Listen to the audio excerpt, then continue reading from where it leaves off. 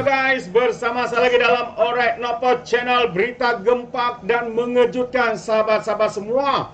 Selepas satu demi satu ugutan bunuh diterima ataupun dilemparkan, dibuat oleh pentaksub daripada pembangkang ini, sahabat-sahabat semua. Kita boleh nampak bagaimana terdesak, bagaimana ajaran sesat ini semakin menular. Yang lebih mengejutkan, yang membuat ugutan ini antaranya bukan rakyat biasa, sahabat semua, tapi digelar sebagai ustaz, guru, cikgu, sahabat-sahabat semua. Jadi selepas satu demi satu hari ini, satu lagi ugutan bunuh bom rumah Perdana Menteri. Adakah ini adalah satu tindakan kerana lahir daripada politik Khawarij, sahabat-sahabat semua? Jadi kalau kita lihat di sebelah kiri saya ini, ada satu posting yang mengatakan tunggu masa nak kena bom jah rumah Anwar. Itu antara kenyataan.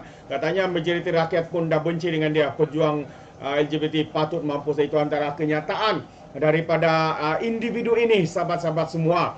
Yang benci itu adalah sebenarnya pentaksub, walaun tit, lebay-lebay, geng sapu bersih. Rata-rata rakyat Malaysia hari ini sebenarnya menyokong kerajaan ini yang dilihat bertungkus lumus untuk menjaga kebajikan rakyat. Jadi tanpa buang masa, saya ingin membacakan kenyataan berita ini, sahabat-sahabat semua.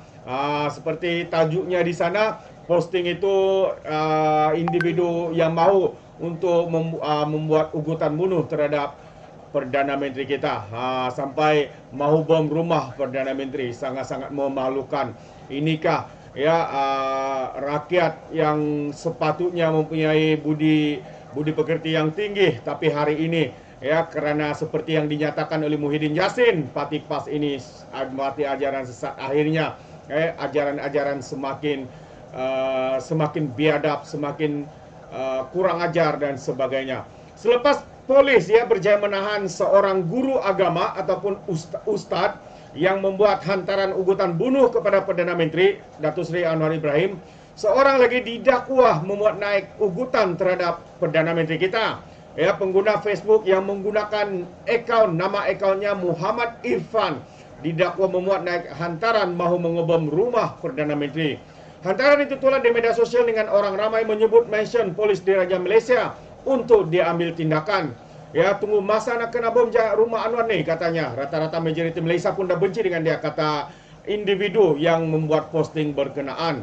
Dan bagaimanapun individu tersebut kemudian memuat naik hantaran baru mendakwa akaun miliknya digodam orang yang tidak berpuas hati terhadapnya. Itu antara modus operandi yang dibuat oleh pentaksub ini. Bukan saya penyokong mereka, tapi pemimpin mereka seringkali menggunakan alasan atau modus operandi ini. Jadi semalam juga seorang ustaz Maktab Mahmud Kulim ditahan polis lepas menerima 5 laporan berhubung kenyataan fitnah dan ugutan. Kes disiasat di bawah Seksyen 507 Kanun Keseksaan untuk kesalahan menakutkan secara jenayah dengan menyembunyikan nama yang membawa hukuman penjara 2 tahun atau denda atau kedua-duanya sekali. Itu dia, sahabat-sahabat semua. Kita boleh nampak bagaimana biadabnya, bagaimana kurang ajarnya mereka hari ini dengan membuat kenyataan-kenyataan yang berbaur, membuat ugutan kepada Perdana Menteri kita Datuk Seri Anwar Ibrahim. Memang sangat-sangat memalukan, sahabat-sahabat semua. Jadi adakah ajaran ini yang dibuat oleh pentaksub parti-parti politik lawan sehingga membuat penyokong mereka membuat ugutan-ugutan seperti ini, sahabat-sahabat semua. Jadi kalau kita lihat satu lagi ulasan berita menyatakan bahawa ugutan jenayah kepada Perdana Menteri lahir dari politik Khawarij. Ini satu kenyataan yang padu, yang panas ditujukan khas kepada mereka-mereka yang seringkali kita lihat membuat berbagai kenyataan berbaur fitnah, tuduhan dan yang lebih teruk lagi, sahabat-sahabat semua, sehingga membuat ugutan bunuh kepada Perdana Menteri kita. Jadi ini antara keratan-keratan akhbar yang kita boleh lihat, sahabat-sahabat semua, yang telah diposting oleh pentaksub penyokong parti lawan, parti pembangkang hari ini. Pelbagai kenyataan mereka. Kalau kita lihat antaranya konsert di Kelantan, kenapa musuh Islam rimas, katanya. Sedangkan kita tahu konsert itu sudah pun menyalahi etika konsert dengan berpakaian menjolok mata, nampak banyak dan sebagainya. Mereka pula mempersoalkan kononnya musuh Allah, musuh Islam. Pelbagai kenyataan. Dan kalau kita lihat kedatangan beritanya lagi, katanya Ustaz buat kenyataan fitnah ugutan terhadap Perdana Menteri ditahan. Muhammad Azizul Abu Bakar yang jelas 69 tahun pas ketiba zaman PMX timbul kawaris. Teruskan naratif katanya. Saya nak rasa panggil Ahmad Mursi ni kafir lah katanya. Berbagai lagi lah. Jadi kalau kita lihat sedikit ya kenyataan ataupun ulasan dengan perkara ini, saya ingin membacakan berita yang saya petik daripada Harapan Daily ini, sahabat-sahabat semua. Katanya politik kawaris bahaya kerana jadikan naratif akidah senjata untuk lawan musuh politik. Kafir, mengkafir, munafik, liberal, akidah dan lain-lain. Paling kurang mereka panggil musuh Allah. Wahal habis Nabi meneganya. Bila akidah lawannya dianggap sesat, mereka lakukan pelbagai dosa terhadap lawan politiknya. Matlamat perjuangan Islam telah dihalalkan kaedah dosa seperti fitnah dan kazaf. Kerja mereka bukan lagi selamatkan akidah umat Islam. Lebih sesat akidah lawan mereka, lebih baik untuk puak mereka raih sokongan. Jadi bacaan Al-Quran kini tersangkut di kerongkong dan tidak lagi mampu halang mereka lakukan dosa demi segarah capai matlamat. Al-Quran dibaca hanya untuk serang lawan, wahal Al-Quran sedang melaknat perlakuan dosa mereka. Semua parti yang berlawan dengan mereka menjadi mangsa, sama ada UMNO, PKR, Amanah, DAP dan lain-lain. Ingat memalih puncaknya naratif ekstrim politik pilihan raya menjadi pertemuan Islam dan juga kufar. Mereka sentiasa punya cara untuk perkukuh doktrin ini melalui usrah, tamrin, istimak dan muktamar. Sebagaimana pengikut kultus lain, mereka juga selesa berada dalam gelembung dan sentiasa diperkuat cara fikiran itu. Mula dari politik, doktrin politik, timbul kebencian melampau, akhirnya bawa kepada tindakan keras seperti ugutan bunuh yang berlaku ya sehari dua ini.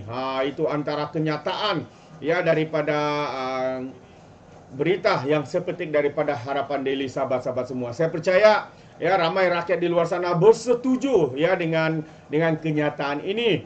Yang kita boleh nampak dengan jelas setiap tindakan, kenyataan, posting, apalagi penuh dengan hasutan, penuh dengan kebencian, penuh dengan ugutan-ugutan terhadap pemimpin-pemimpin negara. Inikah ajaran yang mereka ada, sahabat-sahabat semua, sehingga mengeluarkan ugutan-ugutan bunuh seperti ini? Di mana moral, di mana sikap rasional mereka? Adakah mereka sudah disesatkan dengan ajaran-ajaran yang dinyatakan ataupun kenyataan daripada Muhyiddin Yassin bahwa PAS adalah parti ajaran sesat?